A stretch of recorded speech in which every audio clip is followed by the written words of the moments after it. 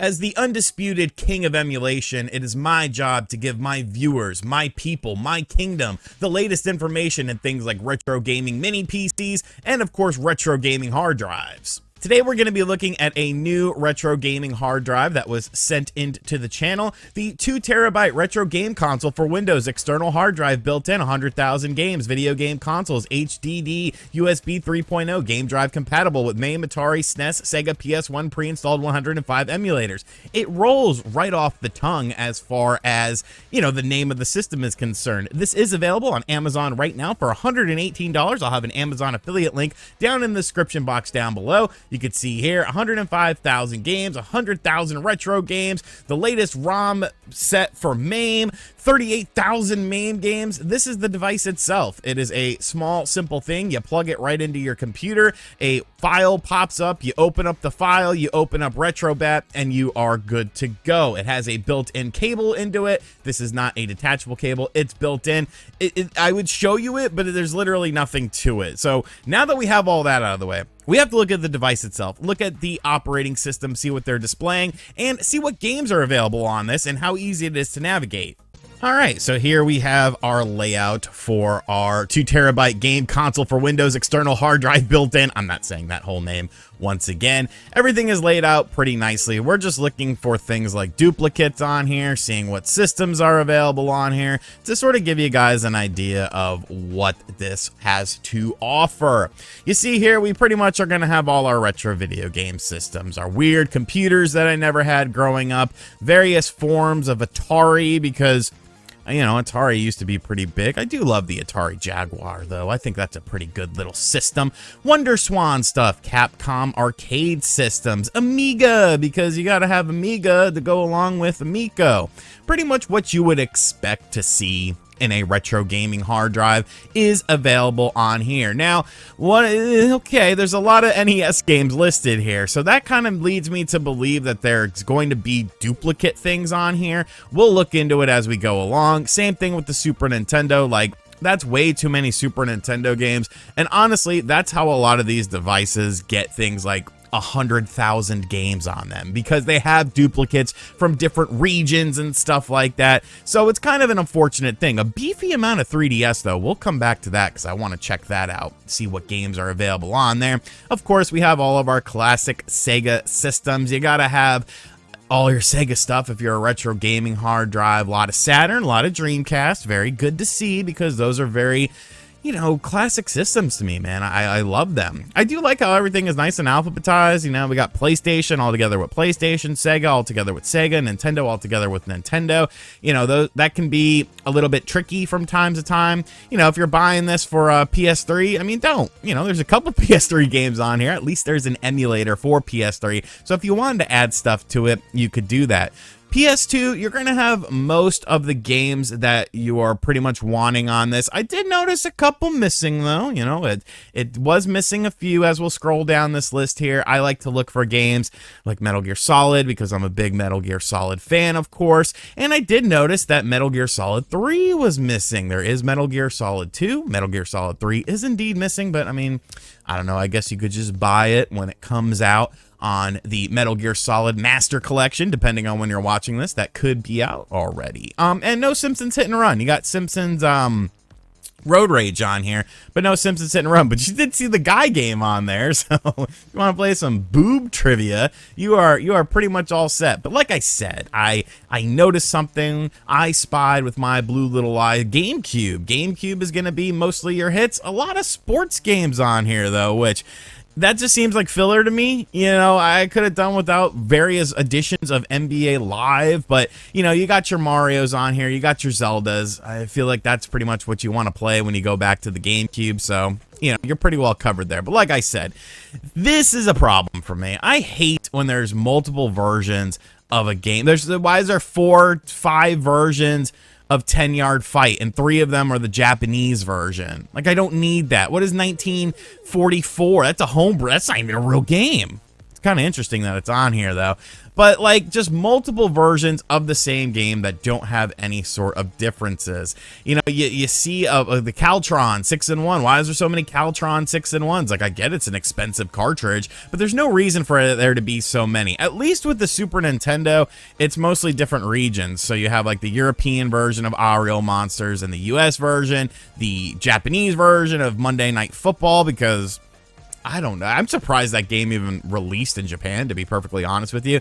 Various versions of ActRaiser from various regions. Like, I just wish it was just one version, because I don't feel like people, I don't know, maybe people will want to play a specific version, but I don't feel like I'm that person. The 3DS, though, pretty beefy here. I was quite surprised with the amount of 3DS titles that are available on this system. Pretty much everything that I would expect to be on here is, and then some. So if, you know, you can't buy 3DS games anymore, so for this, for $119, you can buy the complete 3DS library and play it on your television. Seems like a pretty solid deal to me.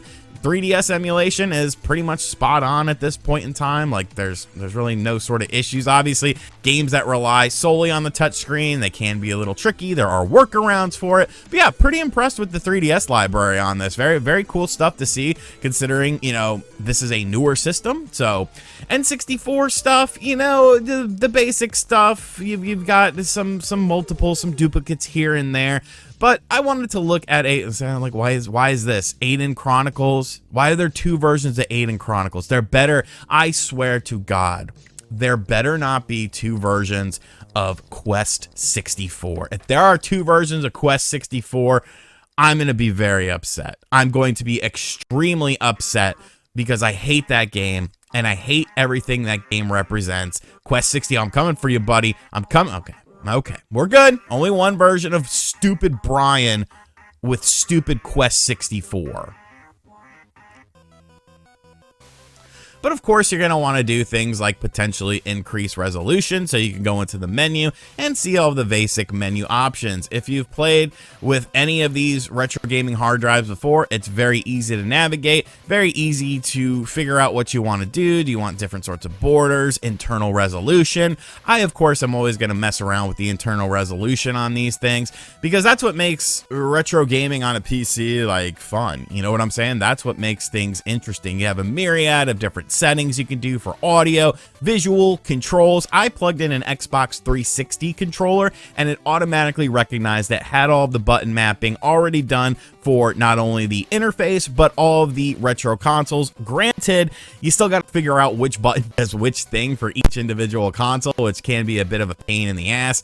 And, you know, but that's fine. That's just what comes with the territory. At least it's a plug-and-play solution. At least you could just plug it in to your system, and it just works. So we're gonna mess around with a little bit of upscaling on this game. I've never played Rally Challenge 2000. I will say the thumbnail, the little picture there, kind of caught my eye, so we'll bump it up a little bit. And obviously we're not looking at performance with this. I'm just running this on my standard PC. Everything should work fine. I mean, these are old games. Obviously your mileage will vary with stuff like PlayStation 3, some of the higher end GameCube and PlayStation 2 stuff, but I can't imagine that there's going to be any issues for a vast majority of people with, you know, a decent PC from the somewhat modern era.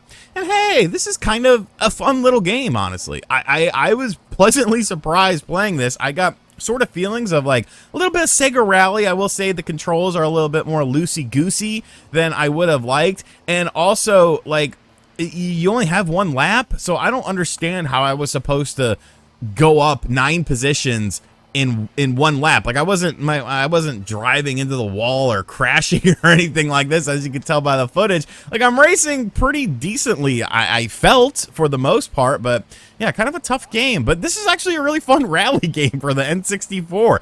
I'm even learning new stuff with these systems. So, you know, like I said, your mileage will vary on these systems as far as power is concerned, but nobody should have any trouble running, you know, this system. And, you know, stuff like Sega Saturn. Here's some Sega Saturn upscaled, playing a little Fighters Mega Mix. You have these borders around the screen. You can always turn them off, of course.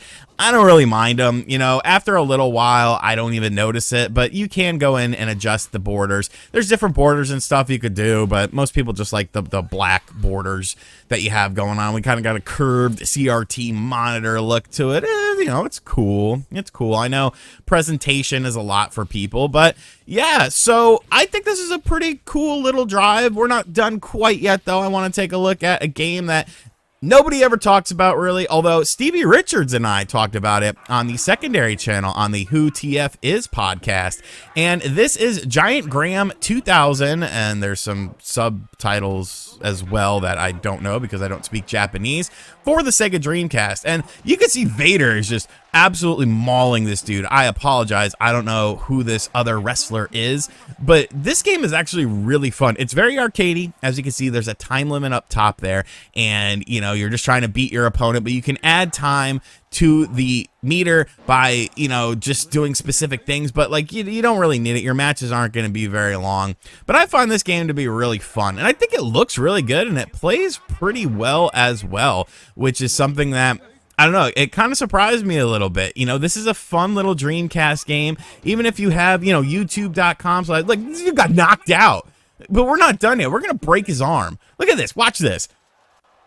Like, this is awesome, dude. It's very Fire Pro-y, so I highly recommend checking out this game if you've never played this game before. It is super fun. Vader's getting the dub because it's Vader, dude. Like, you're not gonna show up freaking Vader. Like, come on, dude. But we'll exit out of this and go back into the main menu. As you can see here, it's got a ton of systems. It's got a ton of games. It does have some issues such as, you know, the duplicate titles and stuff like that. But if you're looking for something that's very simple, very plug and play, you literally plug the cable in, it opens up a folder, you double click on Retro Bat. There's instructions on it as well. I think it's pretty decent. I'll have a link to it in the description box down below should you guys be interested in it. Let me know what you think about this in the comment section as well. And as always, I'll catch you guys on the next video. King of Emulation, out.